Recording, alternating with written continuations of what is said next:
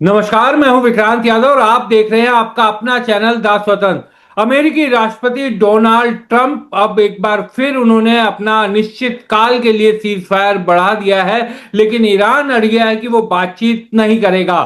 क्या असर हो रहा है सोने चांदी पर, शेयर बाजार पर और खास तौर पर भारत पर कितना बड़ा असर पड़ेगा, क्योंकि अब हॉर्मोज पूरी तरीके से ब्लॉकेड है।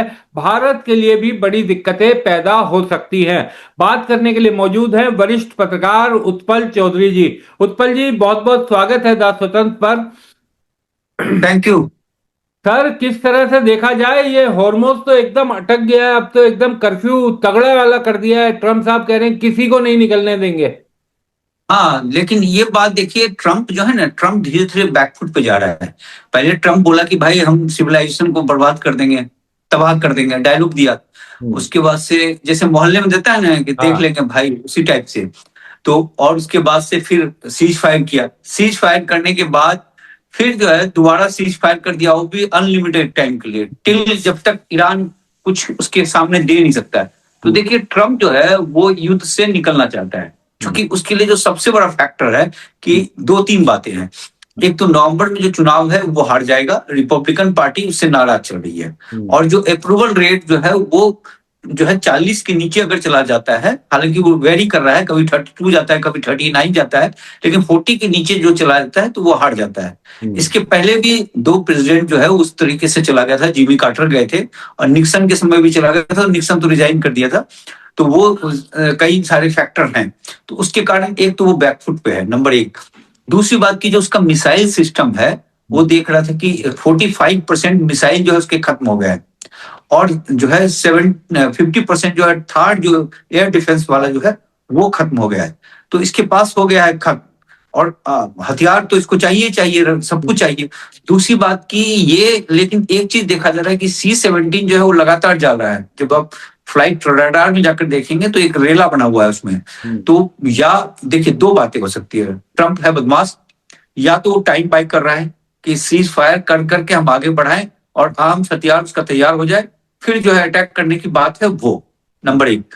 दूसरा बात कि वो निकलना चाह रहा है इसमें से, और निकलना चाह रहा है, और अगर वो लड़ाई करेगा भी ईरान से तो वो इस तरीके से कि जनता को कन्विंस कर देगा कि ईरान बदमाशी कर रहा है। जब पब्लिक और अप्रूवल रेट में अगर इंप्रूवमेंट हो गया उसका, तो फिर वो करेगा हमला। लेकिन वो कुछ भी कर सकता है तो बदमाश आदमी। लेकिन एक बात है कि ईरान जो है इस समय वो तय कर रहा है कि हमें बात करना है या नहीं। अमेरिका तय नहीं कर रहा है। देखिए, कहानी ये है कि ये बोल रहा है कि हमने ईरान को हरा दिया जी, नेस्तनाबूद कर दिया जी, सब डिफेंस खत्म कर दिया, उसका नेवी खत्म कर दिया, एयरफोर्स खत्म कर दिया। लेकिन ईरान जो है वो बोल रहा है भाई आप हमसे बात करने, हम बात नहीं करेंगे। तब वो जो है उसको बढ़ा रहा है। और बीच में पाकिस्तान जो है अपना रोल दे रहा है। पाकिस्तान भी गेम कर रहा होगा जो भी है उसमें। तो उस हिसाब से ट्रम्प जो है कुल मिलाकर किरकिरी कर दिया। अमेरिका के राष्ट्रपति का जो पोजीशन था उसकी किरकिरी हो गई, अमेरिका का जो पावर था उसकी किरकिरी हो गई।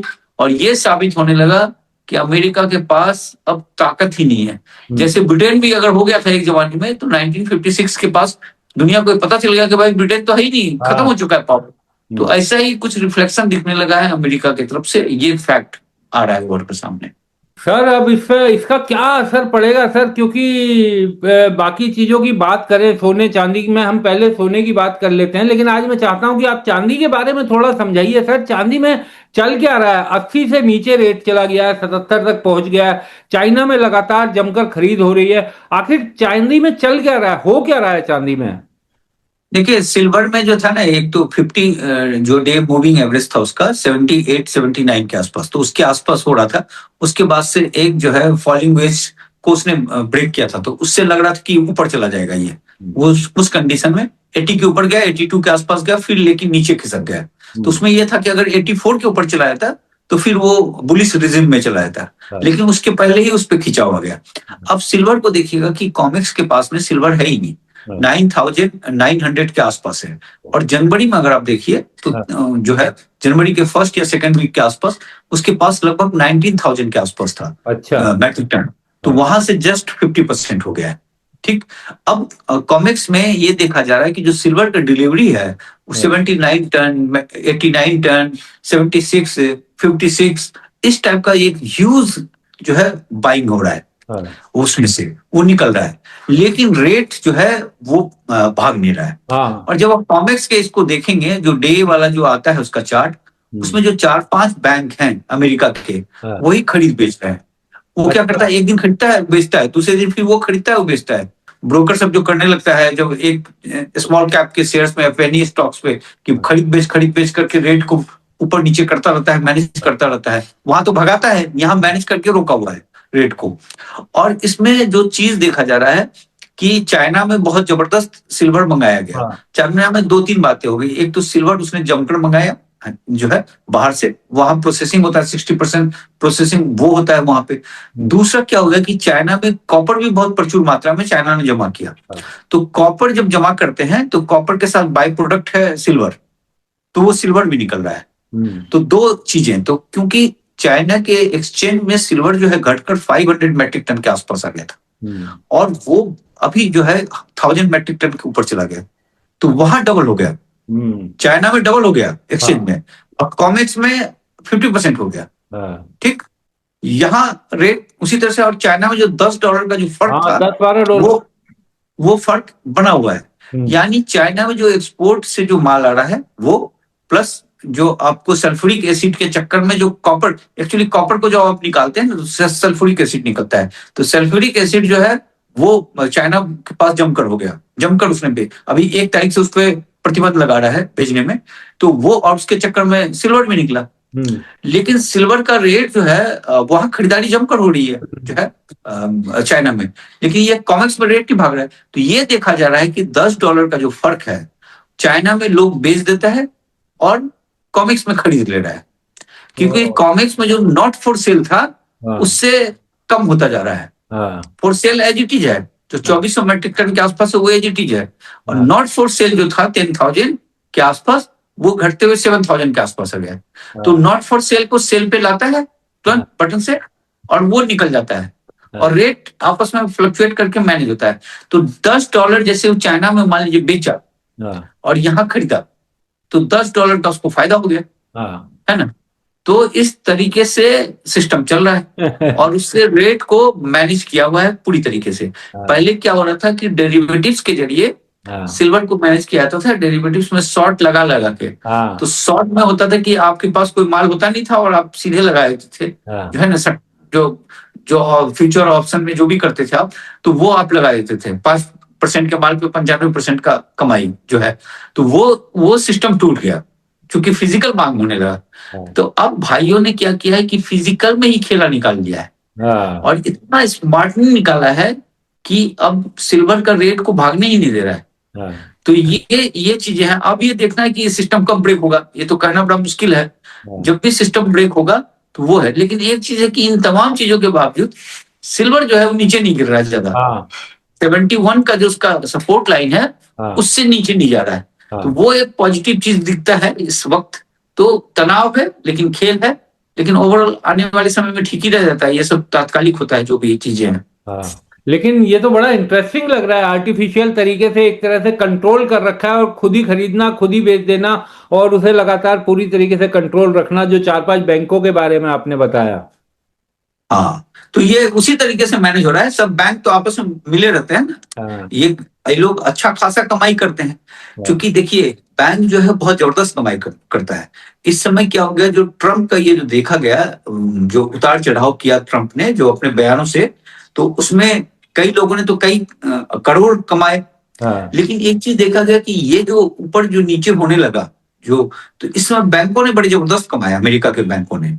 तो अमेरिका के बैंकों का जो रिजल्ट है वो बढ़िया हो रहा है। तो ये उतार चढ़ाव इस तरीके से सट्टेबाजी कर ऊपर नीचे फ्लक्चुएशन में ये लोग अच्छा कमाते हैं, तो वही कमाई शेयर बाजार में भी कर रहा है, वही कमाई ये सिल्वर में भी कर रहा है, जो है ये चीज देखा जा रहा है।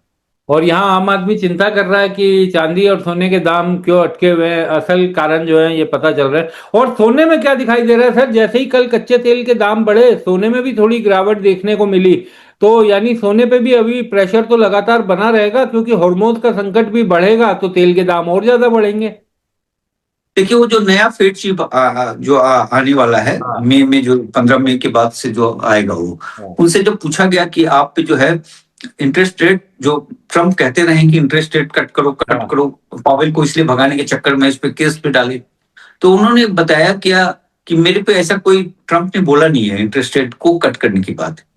तो उससे एक चीज हो रहा है कि इंटरेस्ट रेट कट नहीं होगा। जैसे लग रहा था कि केविन वास आएगा और ट्रम्प जो करना चाहता है कम, वो कम कर देगा, लेकिन इस समय क्या हो गया, तेल के कारण, गैस के कारण जो है वहां इन्फ्लेशन बढ़ गया है और इन्फ्लेशन और बढ़ेगा।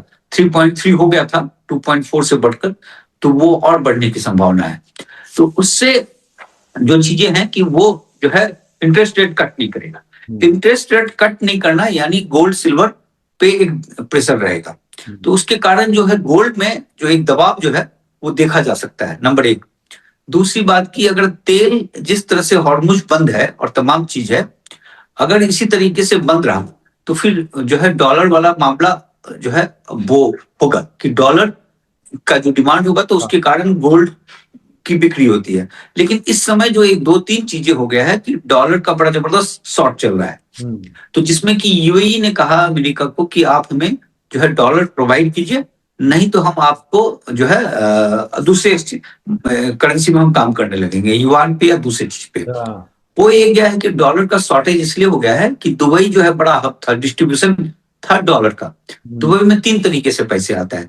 एक तो आता है कि जो तेल बिक रहा था वो तेल की बिक्री कम हो गई है, जो है ऑलमोस्ट 50% से कम हो गया है इन लोगों का, जो पाइपलाइन से निकल रहा है वही बेच रहे हैं, तो वो उसके कारण डॉलर का जो है आगमन कम हो गया। दूसरा क्या होता था कि लोग जो जाते थे टूरिज्म के कारण जो है डॉलर आ जाता था, तो टूरिज्म भी घट गया। तीसरा क्या होता है कि फाइनेंस बैंक जब है वो डॉलर रखता है, तो जब वो सिचुएशन देखा कि दो चीज ग्रिम हो गया तो फाइनेंस वालों ने निकाल लिया। अब क्या होगा कि जब ये अमेरिका से डॉलर मांग रहा है तो अमेरिका डॉलर दे सकता है, फेड डॉलर दे सकता है, लेकिन जब फेड डॉलर देगा तो दुनिया को लगेगा कि जो है इस पे दिक्कत है, डॉलर में दिक्कत है। तो डॉलर में दिक्कत है तो क्या करेंगे लोग, जो है बॉन्ड बेचने लगेंगे। बॉन्ड की कीमत जो 4.3% चला गया है, जिसके कारण गोल्ड में प्रेशर है, तो बॉन्ड की बिक्री होगी। बॉन्ड की जब बिक्री होने लगेगी तो अमेरिका पे $39 ट्रिलियन का कर्ज है, तो वो प्रेशर जोन पे चला जाएगा। तो उसके कारण जो है डॉलर को देना इसके लिए मुश्किल है। तो डॉलर को नहीं देगा तो पेट्रो डॉलर कमजोर होगा, वो कमजोर होगा। पेट्रो डॉलर कमजोर होगा तो युआन जो है वो जाएगा। तो युआन जाएगा तो डॉलर के कारण तेल की कीमत को बढ़ने के कारण जो गोल्ड में प्रेशर देखा जाना चाहिए था, जो बिकवाली होनी चाहिए थी, वो वाला जो फर्स्ट फेज में हुआ था वो इस समय रूल आउट होता हुआ दिख रहा है। तो अब जो गोल्ड में प्रेशर रहेगा वो इंटरेस्ट रेट वाली जो बात हम कह रहे थे आपसे, उसके कारण प्रेशर एक देखा जा सकता है। दूसरा बात की गोल्ड जो है, जो एलियट वेव्स होता है 1 से लेकर 5, 1 पे गया, अभी 2 से 4 में जो है वो करेक्शन जोन होता है। तो करेक्शन जोन देखा जाएगा, जैसे कि 4600 तक जो है अभी सपोर्ट लाइन उसका दिख रहा है, उसको नीचे तोड़ा तो फिर और नीचे जा सकता है, तो वो सपोर्ट लाइन दे रहा है। लेकिन जो एलियट 5 है वो जब आएगा, वेव 5 जब आएगा तो ये 5600 जो ऑल टाइम हाई बनाया था उसको ब्रेक कर सकता है। उसको ब्रेक करेगा तो जो बाकी एजेंसी ने जो रिपोर्ट दिया था, जैसे कि मॉर्गन ने दिया था, जेफरीज ने दिया, यूबीपी ने दिया, स्विस ने वालों ने दिया, तमाम लोगों ने जो 6000 के आसपास दिया था 2026 तक, तो वो चीजें जा सकता है, वो ये सब चीज प्रतीत हो रहा है। तो ये सब पूरा सिचुएशन है, इकोनॉमिक सिचुएशन है बारीकी से, तो इसी चीज पे तो जनता को दिक्कत हो जाएगी, इन सब चीजों से ज्यादा दिमाग का दही भी हो जाएगा। तो इसमें सबसे अच्छी बात है कि लंबे समय में सब ठीक हो जाएगा। लेकिन अभी जो तात्कालिक यानी स्थितियां बनी हुई हैं वो तो एकदम ऐसा है कि कुछ आप उसके मुताबिक कह नहीं सकते कि पक्की तौर पर ये होगा, क्योंकि अगर युआन में या बाकी करेंसी में करना शुरू किया सऊदी, कतर, इन सब देशों ने, तो अमेरिका के लिए मुश्किल, और डॉलर देगी तब मुश्किल। तो एक तरह से फंसे हुए हैं कि क्या किस तरीके का रास्ता निकले। नहीं, देखिए ये ईरान के मसले पे ये तो हो गया कि डॉलर का डोमिनेंस कमजोर होता जा रहा है पूरी तरीके से। अब जो है वो हॉर्मुज को छोड़ेगा नहीं, इतना तो तय है। ईरान जिस तरीके से सिचुएशन में है वो छोड़ेगा नहीं। अब ये ब्लॉकेट करेगा, अगर ब्लॉक करता है तो क्या होगा कि पूरे वर्ल्ड की इकोनॉमी पे इम्पैक्ट पड़ेगा। हाँ, वर्ल्ड के इकोनॉमी पे इम्पैक्ट पड़ेगा तो अमेरिका के गैस और तेल पे भी असर पड़ेगा। हाँ, भले वो WTI निकल रहा है, तमाम चीज हाँ, निकल रहा है, उसके बावजूद भी हम्म, अमेरिका जो सोच रहा है कि अमेरिका को प्रेशर नहीं पड़ेगा, उसके पास तेल है, हाँ, लेकिन प्रेशर पड़ेगा हम्म, उस पे। और दूसरी और तीसरी बात की आईईए ने कहा था अभी, जो इंटरनेशनल जो है एनर्जी एसोसिएशन ने, कि तेल का प्राइस और गैस का प्राइस कम नहीं होगा। हम्म, जिसमें ट्रम्प का बयान आया कि वो गधा है, उसको हम्म, कुछ नहीं मालूम है, कम होगा। हाँ, तो ट्रम्प हर चीज में बोल रहा है कम है। ट्रम्प सबको गधा समझता है ना, पागल को गधा समझता है, सबको गधा समझता है, लेकिन है गधा खुद वो। हम्म, तो वो अलग बात है। तो इस फैक्टर से तो ये तमाम चीजों पे तो इकोनॉमी जो है इसमें बड़ी बारीकी के साथ गुजर रहा है। तो ऐसे सिचुएशन में वेट जो है वही जो है सबसे बड़ा चीज है। लेकिन उत्पल जी, निवेशक और ये सब लोग जो सेव कर रहे हैं वो तो वेट कर लेंगे, लेकिन गरीब लोगों का, मिडिल क्लास का क्या होगा सर? अगर हॉर्मोज ब्लॉकेड जारी रहा, तेल गैस की दिक्कत हुई, तो किस तरह का आने वाले दिन देख रहे हैं? अभी तो चुनाव ने बचाया हुआ है, बंगाल में सब लोग बिजी हैं, सत्ताधारी दल लोग। ये चुनाव तो के आ बाद क्या जाएंगे होगा? कि अब तो कितना दिन बचा है, अगला फेज जो हाँ, है 4-5 दिन बचे हुए हैं, 7 दिन। हम्म, तो बस 7 दिन के बाद तेल की कीमत बढ़ जाएगी, जो है ना। 18 रुपए का जो गैप था उससे ज्यादा भी बढ़ सकता है। लेकिन एक चीज दिया है, मूडी ने एक रिपोर्ट दिया है कि 6.8% का जो ग्रोथ था हमारा, वो हाँ, गिरकर 6% के आसपास हो जाएगा। तो वो तो है। देखिए, उसमें तो आप अवॉइड कर नहीं सकते, पूरी दुनिया में इसका असर है। हम्म, तो आप यहाँ जो है और यूके, इसमें अगर आप यूरोप यूरोप का देखें तो हालत बहुत खराब है। हम्म, जो है वहां पे जिस तरीके से गैस और तमाम चीजें, एनर्जी, अगर ये विंटर समय होता ना, हालत खराब होता। सही जो है बात। यूरोप का जो है वहां पे जो है इसमें गर्मी का समय है, हम्म, इसलिए वो थोड़ा बहुत बच रहा है, हम्म, अदरवाइज उसकी हालत खराब हो जाती। तो कुल मिला के टाइटनेस अब देखते हैं। मुझे लग रहा है कि ट्रम्प जो है ना अब इससे निकलने के मूड में है, हम्म, जो जैसा लग रहा है। हाँ, क्योंकि अभी अभी खबर पड़ा है अपने कि ईरान का 2 शिप जो है, टैंकर जो है, वो हॉर्मुज से निकल गया तेल लेकर। अच्छा, हम्म, तो ये कुछ कर रहा होगा, बोल रहा होगा ये आंख मूंद ले जाने दे तो उस टाइप से हम्म, जो है ये चीजें हो रही होगी। अब देखते हैं क्या लगता है। अभी तो जो है खिचड़ी पक रही है। हाँ। लेकिन निकलना इसलिए भी जरूरी है उत्पल जी, क्योंकि अभी तो जैसे हमने कहा कि चुनाव ने बचाया, और आपने कहा कि चुनाव के बाद तो दाम बढ़ ही जाएंगे। महंगाई और जॉब कट, इसका भी बड़ा खतरा दिखाई दे रहा है क्या उत्पल जी? क्या ये और ज्यादा बढ़ता हुआ दिखाई देगा अगर सिचुएशन कंट्रोल भी हो गई तो? क्योंकि प्रोडक्शन वगैरह को दोबारा उस रफ्तार में आने में तो समय लगेगा ना।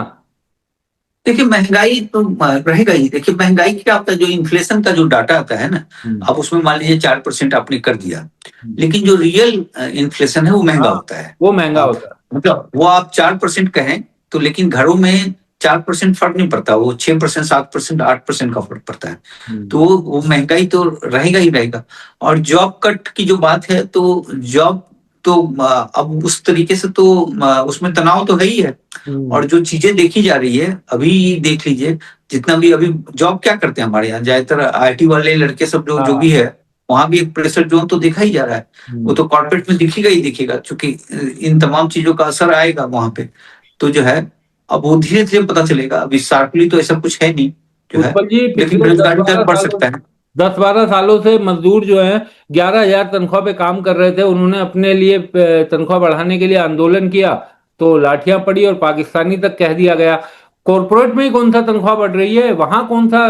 बस लगे हुए हैं लोग नौकरी करने में, क्योंकि सैलरी एक मिल रही है और अब देखिए, उसको ही कंपनी करते को ना, कंपनी कंपनी को फायदा होता है, हैं। कंपनी को नुकसान नहीं है। और जैसा कि बीच में गवर्नमेंट की तरफ से भी जो कहा गया था, जो शायद निर्मला सीतारमण ने या किसी ने कहा था कि आप जो है उसको भी दीजिए, हम्म, जो हिस्सेदारी दीजिए। हाँ, लेकिन हो ये गया है कि उस पर कोई रूल रेगुलेशंस है नहीं, तो उसके कारण वहां अत्याचार हो गए। हम्म, तो ये चीज तो है। क्योंकि आप देख लीजिए, आज से 10-15 साल पहले भी जो आईटी कंपनी था, वो 3 लाख 2.5 लाख रुपए देता हाँ, था जो है फ्रेशर को। हम्म, आज भी कमोबेश स्थिति वही है। उतना ही बना हुआ है, बिल्कुल सही बात वो है। 3-3 सवा 3 लाख के आसपास देता है, और उससे ज्यादा देता नहीं है। तो बड़ा बुरा हाल है। 10-10 हजार, 11-11 हजार पे जो है वो चीजें जो है डिपेंड करता है। आज जैसे हम गोवा में ही बीच में घूम रहे थे, तो कोई मजदूर को बुला रहा था कि आ जाओ, तुम्हें 12 हजार की नौकरी मिल जाएगी यहाँ पे। तो कुछ बोला होगा, तो उसको बोला कि तुम वाइफ को भी ले आओ। दोनों 12,000 24,000 तुमको पैसा हो जाएगा। हम्म। तो सोचिए कि अब 12,000 रुपये में आज के डेट में क्या होता है, कुछ भी नहीं होता है। तो वो दिक्कत तो है, पूरे मजदूर के साथ जो है बहुत जबरदस्त दिक्कत है, ये तो प्रॉब्लम। शुक्रिया उत्पल जी, आप जुड़े और आपने बड़ी इंटरेस्टिंग चीजें कुछ बताई सोने और चांदी के बारे में। दर्शकों के लिए भी काफी ये उनके लिए जानकारी नई होगी और उनके बड़े काम की भी होगी। बहुत बहुत शुक्रिया, आप हमारे साथ जुड़े, चर्चा में शामिल हुए। Thank you.